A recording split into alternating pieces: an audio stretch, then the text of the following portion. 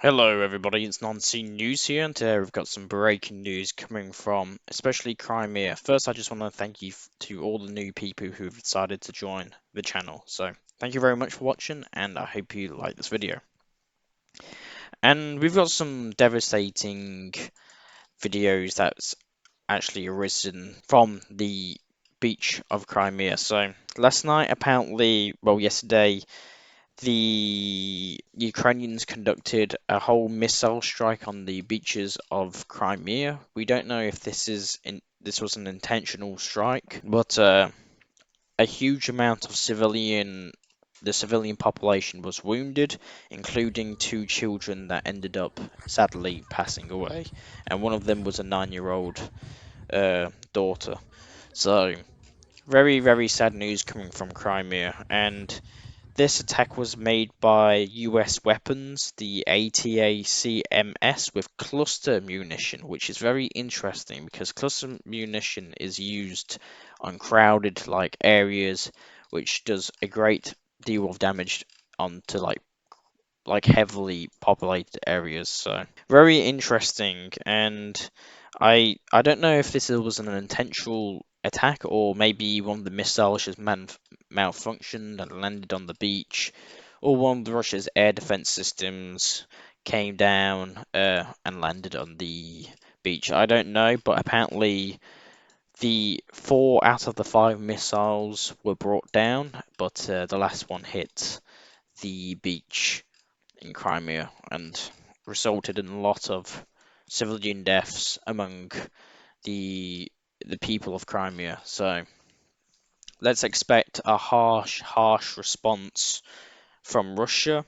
The US ambassador to Russia, Leon Tracy, was summoned to the foreign minister over Ukraine's use of the ATACMS missiles on Sevastopol today, which again killed a lot of civilians. Yes, but we should expect a very heavy response to this. A huge missile attack is most likely coming to Ukraine in the coming days. So very interesting.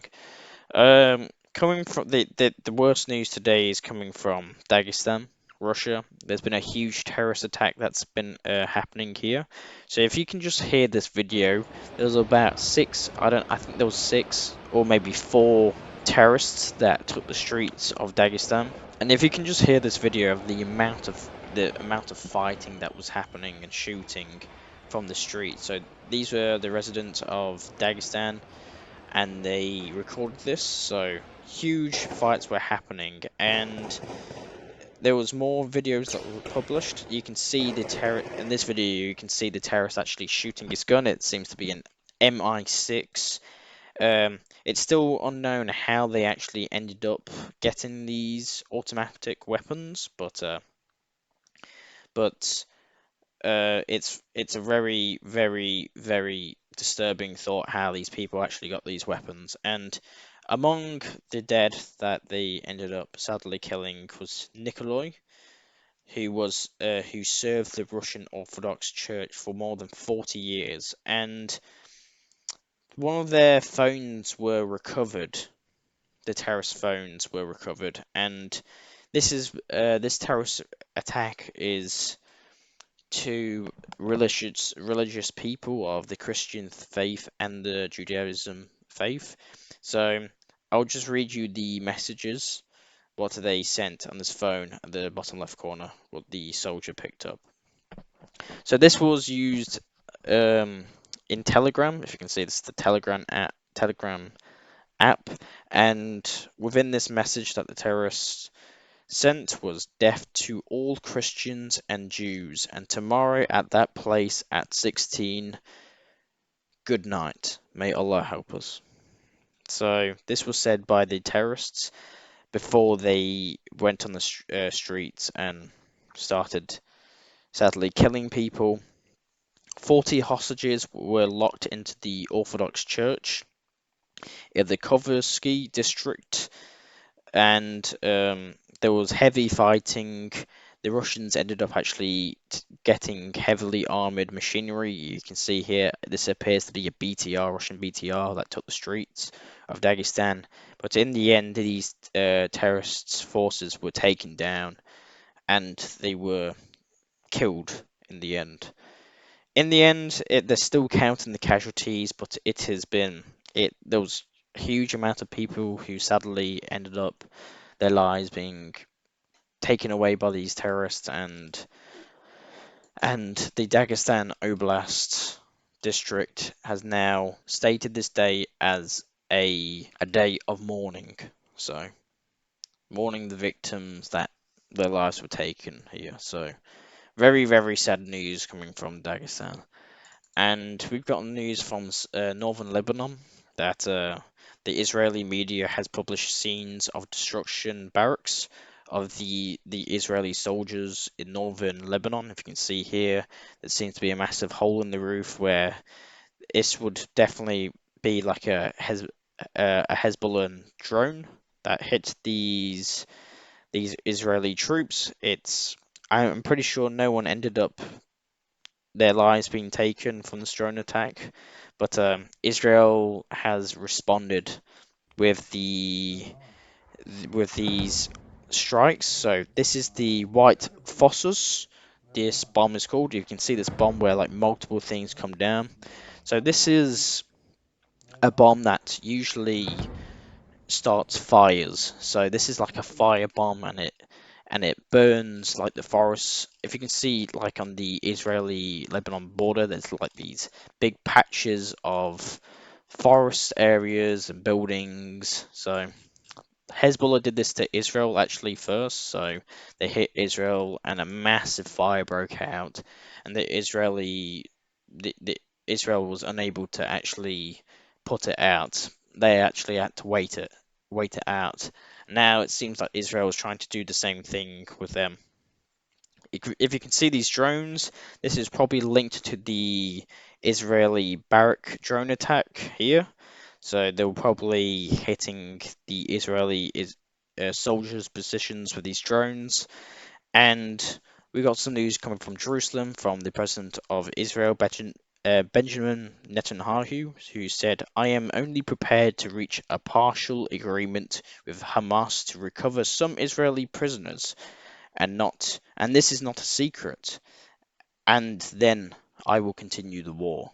So this was quoted by Benjamin Netanyahu. So this is continuing to escalate between Hezbollah, Lebanon, and Israel.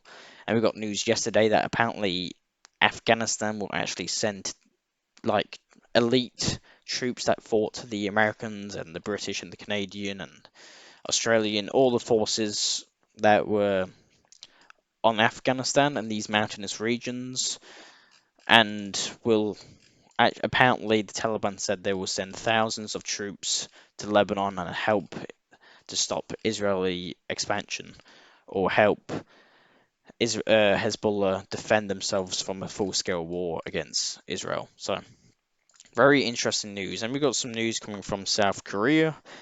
The South Korean authorities have stated that it will send weapons to Ukraine if Russia supplies the modern day military technologies to the DPRK, aka North Korea. This was stated by the National Security Department of South Korean Presidential Administration, Shang Ho-jin, and this is very, very, very interesting news coming from South Korea. We got news that uh, a Chinese satellite launcher rocket booster, actually landed in a Chinese village somewhere in this part of China. China successfully actually launched the SVOM satellite, but one of the rocket boosters ended up coming down, and the rocket booster did not burn in the atmosphere. So it fell to the ground, and luckily no people were hurt. So it ended up hitting the road, if you can see this picture here. We've got some news coming from Berlin, protests and demands. So the German government has demanded that China must stop trading with Russia.